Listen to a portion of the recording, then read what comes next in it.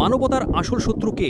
সীমান্তে দাঁড়িয়ে থাকা কোনো ফৌজ, নাকি প্রকৃতিকে ধ্বংস করা আমাদের লোভ? এই অসহায় প্রাণীটির দিকে তাকান। বরফের মরুভূমিতে মাথায় প্লাস্টিকের জার নিয়ে মৃত্যুর সাথে পাঞ্জা লড়ছে। শ্বাস নিতে পারছে না, কিছু দেখতে পারছে না। এর এই পরিণতির জন্য দায়ী কে? আমরা, মানুষেরা। নমস্কার, বাংলা জিওপলিটিক্সের আরও একটি নতুন পর্বে আপনাদের স্বাগত। আজ আমরা কোনো যুদ্ধ বা কূটনীতির গল্প বলবো না। আজ আমরা শোনাবো বিশ্বের সর্বোচ্চ যুদ্ধক্ষেত্র সিয়াচেন থেকে পাঠানো এক মানবতার গল্প। এক এমন কাহিনী যা ভারতীয় সেনার এক অন্য রূপকে আমাদের সামনে তুলে ধরে, যে রূপ হয়তো তাদের শত্রুরাও কখনো দেখেনি। ভিডিওটি হিমালয়ের দুর্গম পার্বত্য অঞ্চলের। বরফের চাদরে ঢাকা এই প্রান্তরে টহল দেওয়ার সময় ভারতীয় সেনাবাহিনীর জওয়ানদের চোখে পড়ে এই হৃদয় বিদারক দৃশ্য। একটি বিশাল হিমালয়ান ব্রাউন বিয়ার, যার মাথায় কোনোভাবে একটি খাবারের জার আটকে গেছে। সম্ভবত কোনো পর্যটকের ফেলে যাওয়া আবর্জনা থেকেই এই বিপত্তি। এই ভালুকগুলো অত্যন্ত শক্তিশালী এবং বিপদে পড়লে মারাত্মক আক্রমণাত্মক হতে পারে। ক্ষুধার্ত এবং আতঙ্কিত অবস্থায় এই প্রাণীটি তখন আরও বেশি বিপজ্জনক। জওয়ানরা জানতেন, এর কাছে যাওয়া মানে সাক্ষাৎ মৃত্যুকে আমন্ত্রণ জানানো। তারা চাইলেই দূর থেকে গুলি করে প্রাণীটিকে মেরে ফেলতে পারতেন, কারণ সেটি তাদের পোস্টের দিকে এগিয়ে আসছিল। কিন্তু তারা তা করেননি। তাদের হাতে বন্দুক ছিল ঠিকই, কিন্তু তারা বেছে নিলেন মানবতাকে। তারা সিদ্ধান্ত নিলেন নিজেদের জীবনের ঝুঁকি নিয়ে হলেও এই অসহায় প্রাণীটিকে তারা বাঁচাবেন। এরপর শুরু হয় এক রুদ্ধশ্বাস উদ্ধার কার্য। বরফের পিচ্ছিল ঢালে, যেখানে এক পা ভুল হলেই হাজার হাজার ফুট গভীর খাদে পড়ে যাওয়ার আশঙ্কা, সেখানে আমাদের জওয়ানরা ধীরে ধীরে ভালুকটিকে ঘিরে ফেলেন।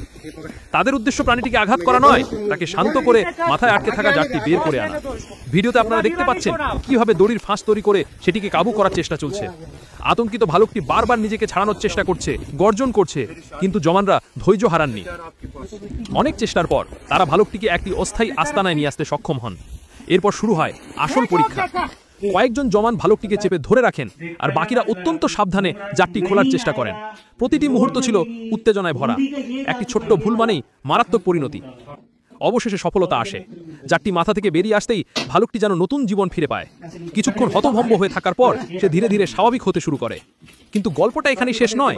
উদ্ধার করার পর যা ঘটল তা আরও বেশি হৃদয়স্পর্শী। আমাদের জওয়ানরা শুধু প্রাণীটিকে মুক্ত করেই থেমে থাকেননি। তারা বুঝতে পারছিলেন দীর্ঘদিন অভুক্ত থাকায় ভালুকটি অত্যন্ত দুর্বল। তাই তারা পরম যত্নে তাকে খাবার দিচ্ছেন, জল খাওয়াচ্ছেন। এই দৃশ্যটি দেখুন। যে জওয়ান দেশের সুরক্ষার জন্য শত্রুর বুকে বুলেট বিঁধে দিতে এক মুহূর্ত ভাবেন না, তিনি আজ নিজের হাতে একটা বন্য প্রাণীকে রুটি খাওয়াচ্ছেন। এই ছবিটাই ভারতীয় সেনার আসল চরিত্র। এটা শুধু পশুপ্রেম নয়, এ হলো সর্বজীবে প্রেম, ভারতের সেই সনাতন দর্শনের প্রতিফলন, যা আমাদের জওয়ানদের মধ্যে গভীরভাবে প্রতিথিত। বসুধৈব কুটুম্বকম, অর্থাৎ সমগ্র বিশ্বই এক পরিবার। এই ভাবনা শুধু মানুষের জন্য নয়, প্রকৃতির প্রতিটি জীবের জন্যই প্রযোজ্য। সিয়াচেনের হিমশীতল পরিবেশে এই ঘটনা আমাদের কি বার্তা দেয়? এটি বার্তা দেয় যে ভারতীয় সেনার শক্তি শুধু তাদের অস্ত্রশস্ত্রে নয়, তাদের মানবতায়, তাদের মূল্যবোধে। যে হাত যেমন ট্রিগার টানতে জানে, তেমনই জানে অসহায়ের মাথায় স্নেহের হাত বোলাতে। পাকিস্তান বা চীনের মতো দেশগুলো যখন সীমান্ত লঙ্ঘন করে, তখন আমাদের জওয়ানরা বজ্রের মতো কঠিন। কিন্তু যখন প্রকৃতির কোনো সন্তান বিপদে পড়ে, তখন তাদের হৃদয় করুণায় ভরে ওঠে। এটাই একজন সৈনিক এবং একজন দস্যুর মধ্যে পার্থক্য। এই জওয়ানরাই হলেন নতুন ভারতের আসল ব্র্যান্ড অ্যাম্বাসেডার। তাদের এই নিঃস্বার্থ সেবাই বিশ্বজুড়ে ভারতের সম্মানকে এক নতুন উচ্চতায় পৌঁছে দিয়েছে। এই জওয়ানদের জন্য আপনার মন কি গর্বে ভরে ওঠে না? ভারতীয় সেনার এই মানবিক রূপ নিয়ে আপনার কি মত? আপনার মূল্যবান মতামত আমাদের কমেন্ট সেকশনে অবশ্যই জানান। ভিডিওটি ভালো লাগলে লাইক করুন, আপনার বন্ধুদের সাথে শেয়ার করুন এবং ভূ রাজনৈতিক বিশ্লেষণের জন্য বাংলা জিওপলিটিক্স চ্যানেলটি সাবস্ক্রাইব করতে ভুলবেন না। জয় হিন্দ।